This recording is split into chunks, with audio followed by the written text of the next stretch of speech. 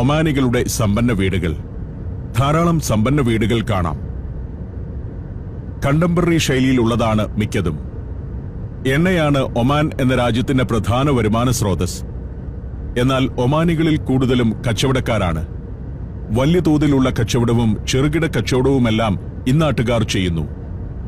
മത്സ്യം, ഈന്തപ്പഴം എന്നിവയാണ് ഏറ്റവും കൂടുതലായി ഇവർ വിദേശത്തേക്ക് അയക്കുന്നത്. ഈ സോഹാർ പട്ടണത്തിന് സമീപകാലത്ത് പ്രസക്തമായ ഒരു പ്രാധാന്യമുണ്ട്. അറബ് വസന്തമെന്ന വിപ്ലവ പരമ്പര പല അറബ് രാജ്യങ്ങളെയും ഉലച്ചപ്പോൾ ഒമാനിൽ അത് ഏറ്റവും വലുതായി പ്രതിഫലിച്ചത് ഈ നഗരത്തിലാണ്.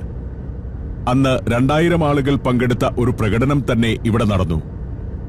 മുന്നിൽ കാണുന്നത് സൊഹാർ നഗരത്തിന്റെ അതിർത്തിയാണ്. Sohar gate. അത് കടന്നു. പിന്നെ ഹൈവേയിലേക്ക് കയറി. ഇനി 200 കിലോമീറ്റർ കൂടി പോകണം മസ്കറ്റിലെത്താൻ. ഏതാണ്ട് 2 മണിക്കൂറിന്റെ കാർ യാത്ര. ഉച്ച കഴിഞ്ഞ നേരമാണ്. പാതകൾ ഏറെക്കുറെ ഒഴിഞ്ഞുകിടക്കുന്നു. കൊടും ചൂടാണല്ലോ പുറത്ത്. സൊഹാറിന്റെ പ്രാന്തഭാഗങ്ങളാണ് ഇതെല്ലാം.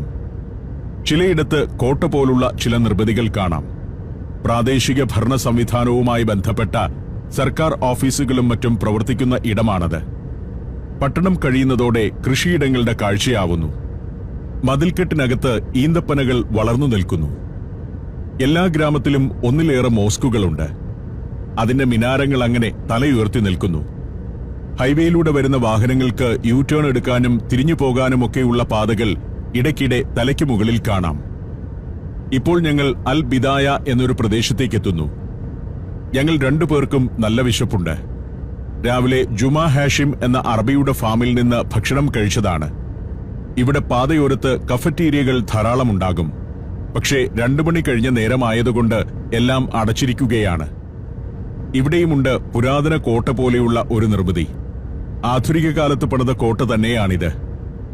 വഴിയിൽ കാണുന്നതെല്ലാം വലിയ വിലയുള്ള ഗംഭീര കാറുകളാണ്. നിസാന്റെയും ടൊയോട്ടോയുടെയും ഒക്കെ പ്രീമിയം SUV-കൾ. ലോകത്ത് സമ്പന്നരെല്ലാം SUV-യിലേക്ക് മാറിക്കഴിഞ്ഞു.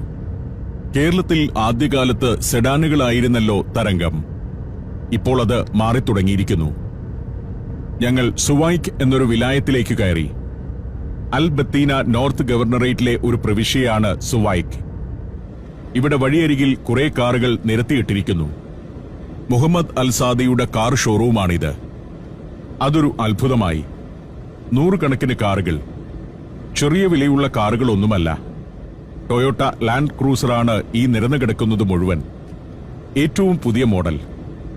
ഇത് സെക്കൻഡ് ഹാൻഡ് കാറുകളാണെന്നാണ് ഞങ്ങൾ ആദ്യം കരുതി.